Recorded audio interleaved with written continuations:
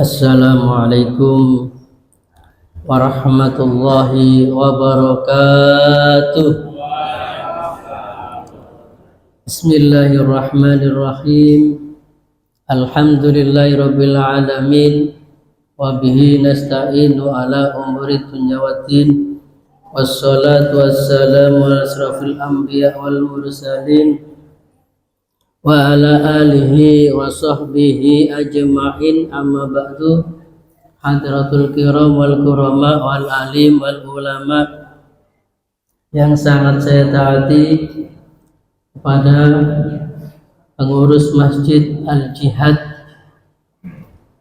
Ketua Takmir Masjid Al-Jihad Bapak Haji Kadir yang kami hormati, beserta staf-stafnya, dan semua para jamaah subuh, bapak-bapak, ibu-ibu yang sangat berbahagia. Alhamdulillahirabbil alamin. Di pagi hari ini kita masih diberikan oleh Allah Subhanahu wa taala suatu kenikmatan, yaitu nikmat iman, Islam, terutama kesehatan, sehingga kita bisa berjamaah subuh bersama.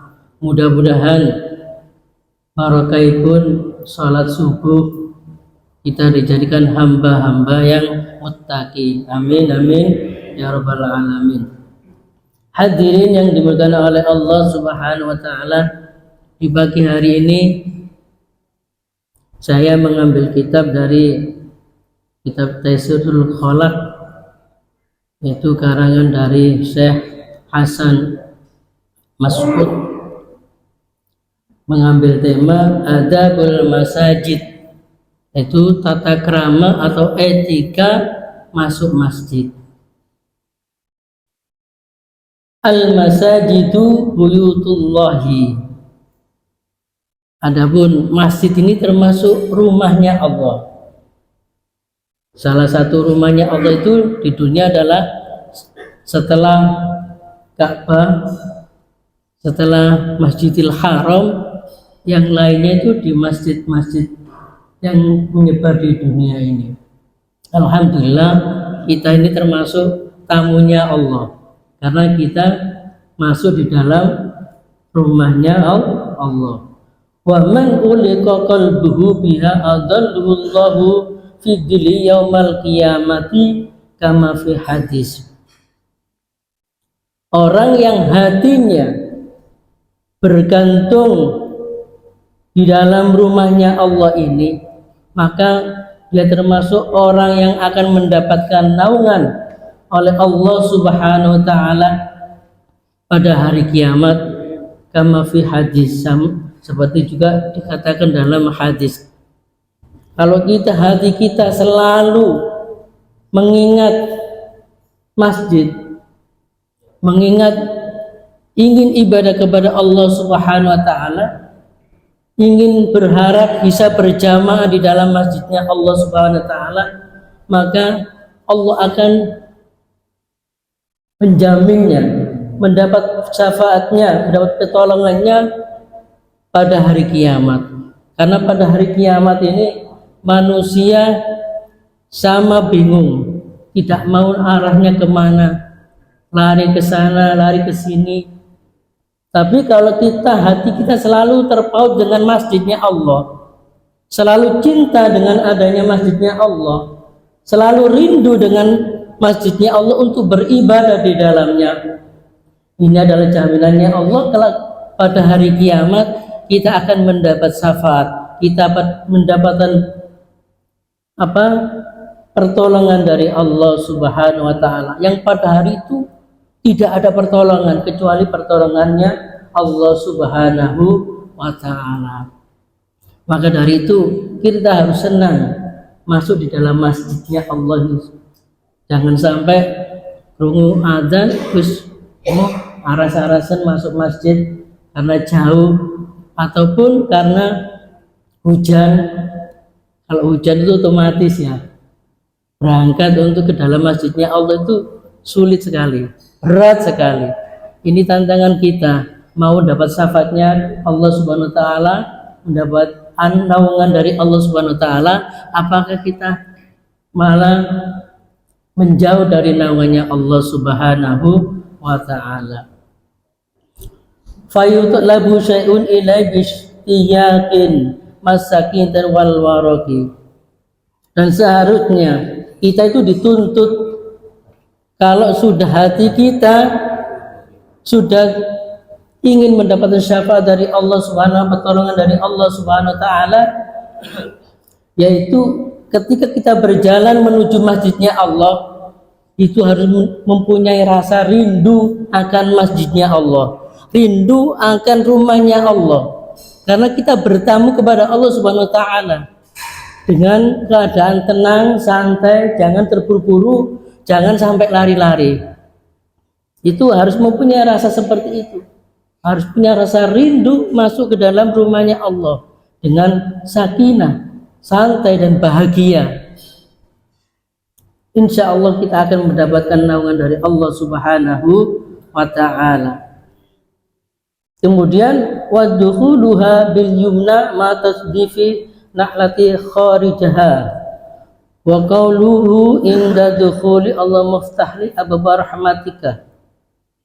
Kemudian ketika kita masuk di dalam masjidnya Allah ini, etikanya, tata keramanya, kaki kanan dulu yang kita masukkan, jangan sampai kaki kiri dulu, kanan dulu. Setelah kanan dulu, dengan otomatis dengan kondisi memakai sandal atau tromba yang suci, bersih dan suci. Jangan sampai sandalnya kena najis kemudian dipakai masuk masjid, otomatis ini akan menjadi mutanajis. Semuanya di dalam masjid akhirnya najis karena perbuatan kita yang nggak paham ilmunya najis. Kalau kita masuk masjid sebelumnya lebih baik kakinya disucikan dulu, atau di luar masjid, alhamdulillah ada keran yang ada di luar, itu bisa dipakai untuk mensucikan kakinya dulu, kemudian baru masuk masjid.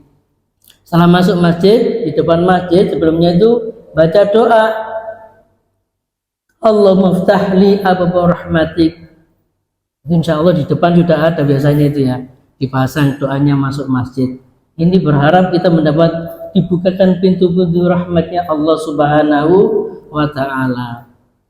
Kemudian setelah masuk masjid, ini etikanya dulu jangan duduk dulu, langsung tahiyatul masjid, sholat tahiyatul masjid untuk menghormati masjid. Kemudian sebelumnya itu salam pada masjid, assalamualaikum warahmatullahi wabarakatuh, atau assalamu alaina wa ala ibadillahis sholihin. Itu salamnya masuk masjid. Kenapa? Harus pakai salam walaupun nggak ada orangnya. Di dalam masjid itu ada makhluknya Allah Subhanahu wa ta'ala, entah itu jin ataupun malaikat yang ada di dalamnya. Kita wajib bersalam, mengucapkan salam, assalamualaikum warahmatullahi wabarakatuh, assalamu alaina wa ala ibadillahis sholihin. Ini supaya kita diberikan oleh Allah keselamatan di dunia sampai akhirat. Hadirin yang dimuliakan oleh Allah Subhanahu wa ta'ala, kemudian etikanya masuk masjid. Setelah masuk masjid, wajudu biniyatin taqarrubi wa muqarraba ta'ala wa aktsaru min dzikrihi. Kemudian etikanya lagi, tata keramanya lagi, ketika sudah masuk, sudah tahiyatul masjid, kemudian duduk dengan duduk iktikaf. Iktikaf minimal baca niat nawaitul iktikaf sunnatan lillahi ta'ala. Kemudian baca tasbih 3 kali, subhanallah walhamdulillah wa la ilaha illallah wallahu akbar. Kemudian ketika sudah duduk harus diniati untuk muqarrabah, mendekatkan diri kepada Allah Subhanahu wa ta'ala. Jangan berpikiran untuk yang lain-lain. Kalau sudah duduk, urusan pekerjaan harus ditinggalkan, urusan dunia harus ditinggalkan, harus diniatkan untuk mendekatkan diri kepada Allah Subhanahu wa taala.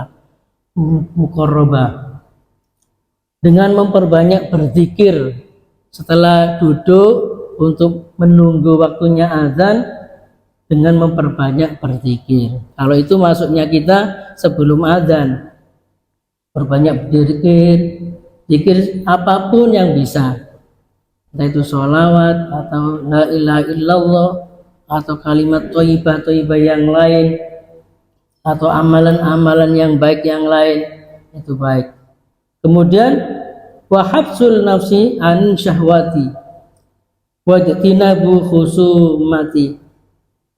Kemudian kita sudah duduk, sudah berniat untuk muqarrabah, mendekatkan diri kepada Allah Subhanahu wa taala.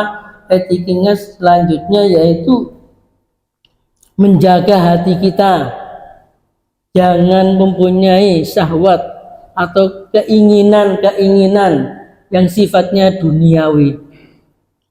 Angan-angan untuk menggapai dunia kita tinggalkan dulu. Kita niati untuk mendekatkan diri kepada Allah Subhanahu wa taala. Biasanya kalau kita sudah ada permasalahan di rumah, sudah masuk masjid, pikiran kita itu masih melayang-layang. Sampai-sampai ketika sampai sholat masih teringat.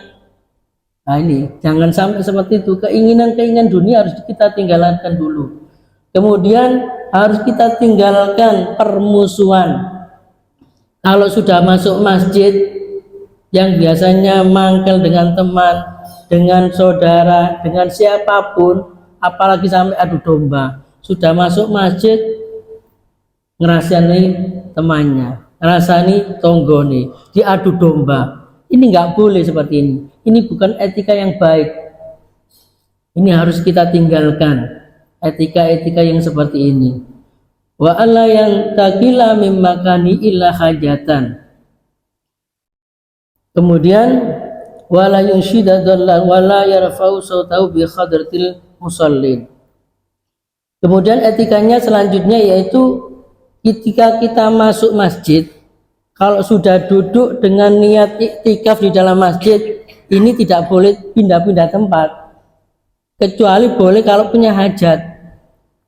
Kalau nggak ada hajatnya, pindah tempat sini, pindah sana, pindah situ, itu kurang apik, kurang baik etikanya, nggak boleh. Yang etikanya itu ya duduk tenang menghadap kepada Allah Subhanahu wa taala dengan memperbanyak zikir kepada Allah Subhanahu wa taala, dengan muqarrabah dan membersihkan hatinya, jangan mempunyai keinginan dunia. Ini insya Allah kita akan diselamatkan oleh Allah Subhanahu wa taala. Nggak boleh pindah-pindah sana sini nggak boleh. Kalau ada hajatnya boleh, pindah ke sana karena di sini kok panas hawanya, AC-nya nggak nyala, itu boleh. Kemudian kita tidak diperbolehkan lagi yaitu suaranya dikeraskan ketika jam-jam sholat. Ketika jam-jam sholat, ada orang sholat, kemudian bicaranya itu sama temannya jagongan, sampai-sampai membuat konsentrasi orang yang sholat ini buyar. Ini nggak boleh. Lebih baik kalau ingin jagongan boleh. Dan alhamdulillah di masjid sini disediakan tempat jagongan, disediakan warung.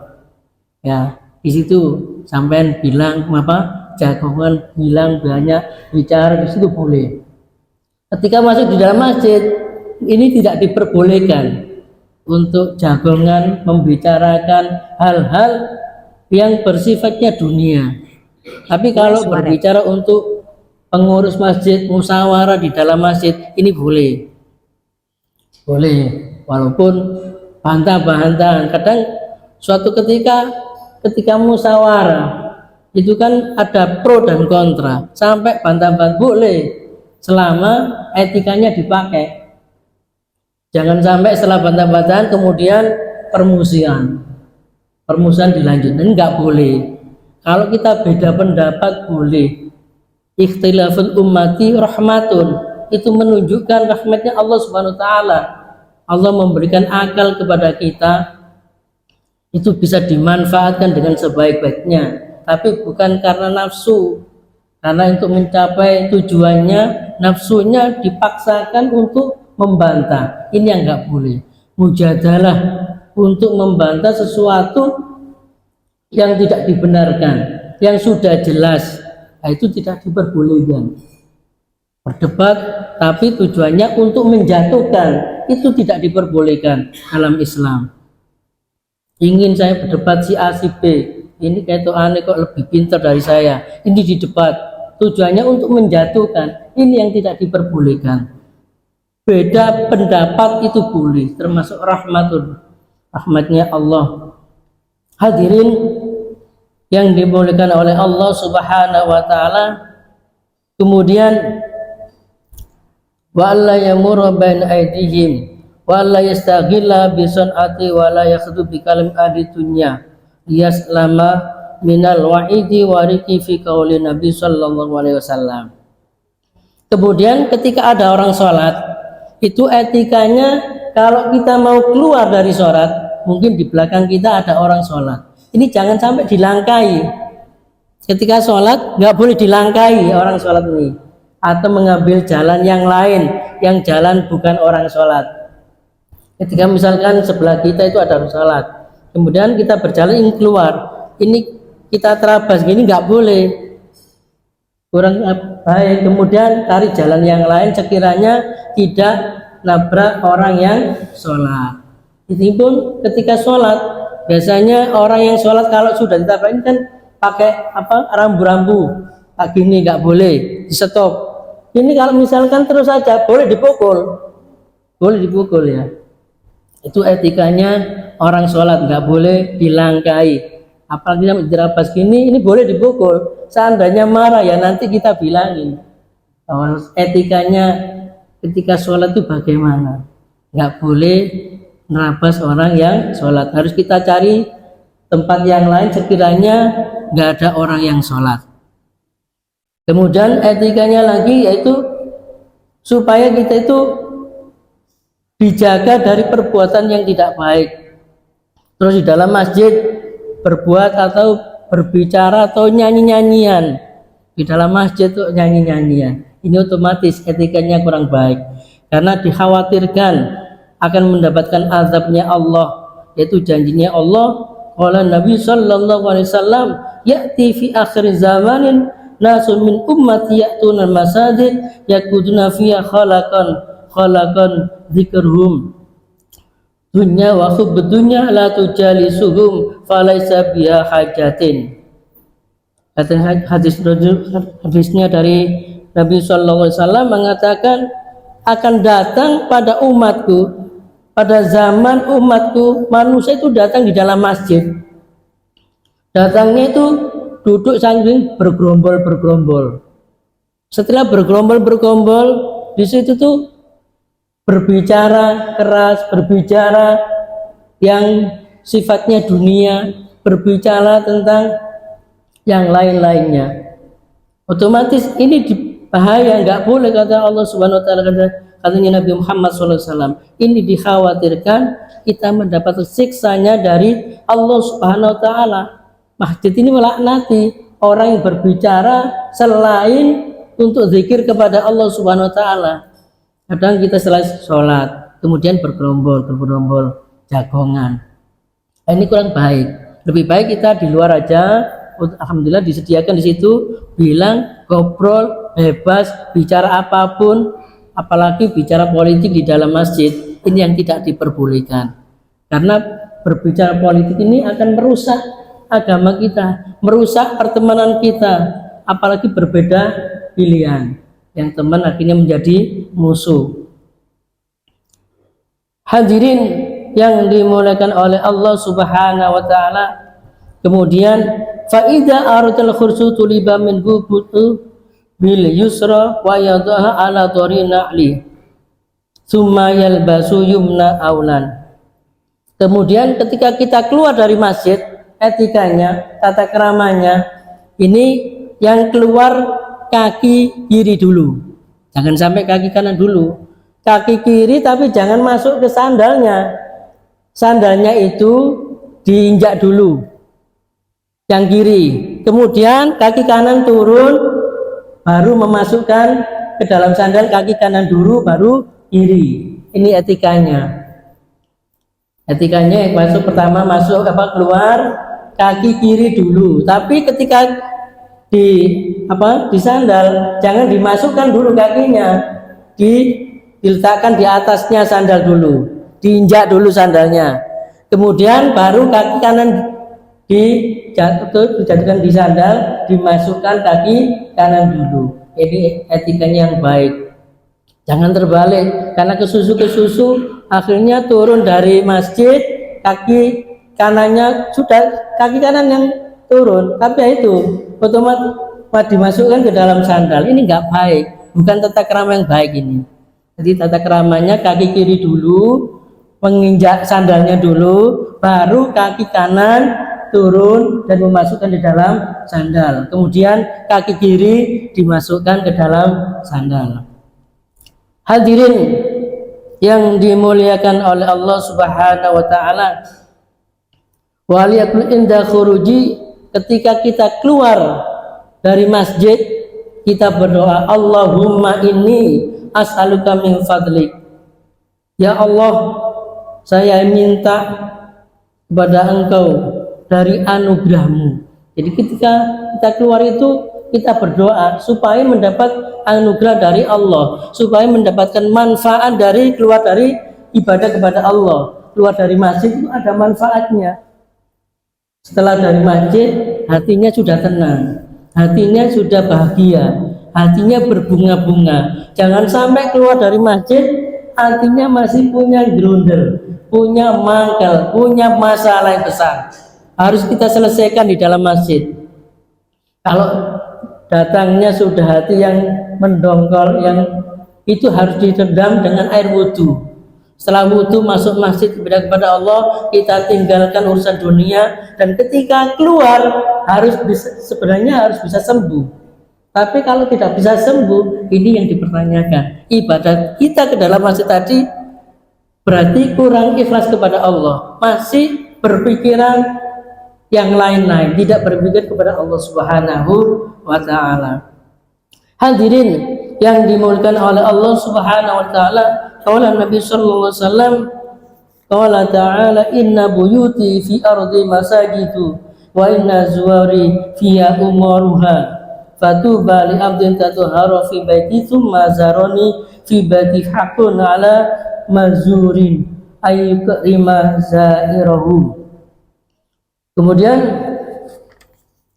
Rasulullah SAW mengatakan, inna buyuti, sesungguhnya rumah saya di dalam bumi, di bumi ini adalah masjid-masjidnya Allah. Dan barang siapa yang mau ziarah masuk ke dalam rumahnya Allah ini, termasuk ini golongan orang-orang yang bahagia di dunia dan bahagia di akhirat. Sumazarun fi baiti fakakun. Kemudian ketika kita ziarah, niatnya untuk ziarah kepada Allah Subhanahu wa taala, maka Allah akan memuliakan orang yang siapapun masuk di dalam masjid yang hatinya untuk mendapatkan ridho dari Allah Subhanahu wa taala. Kalau sudah masuknya untuk mendapatkan ridho dari Allah, untuk beribadah kepada Allah, dunia kita tinggalkan dulu. Insya Allah kita keluar dari masjid, kita akan dimuliakan oleh Allah Subhanahu wa taala. Ketika kita keluar dari masjid, kita diberikan oleh Allah pekerjaan yang baik, kita diberikan keluarga yang baik, dan kita dimuliakan oleh Allah Subhanahu wa taala. Karena yang memuliakan Allah, otomatis apapun yang kita minta di dalam masjid, ketika kita berdoa di dalam masjid, insya Allah akan dikabulkan oleh Allah Subhanahu wa taala. Kemudian hadis dari Nabi, wan Anasin radhiyallahu anhu, man asraha fi masjidi sirahan lam tazal malaikah wa hamdu arsi tasafir lahu ma dama fi dzalika masjid dawuhu. Diceritakan dari sahabat Anas radhiyallahu anhu, barang siapa yang mau menghidupkan lampunya masjid, menyalakan lampunya masjid, ini malaikat tidak berhenti-henti, malaikat yang memikul aras, ini tidak berhenti-berhenti untuk memintakan ampun kepada orang tersebut.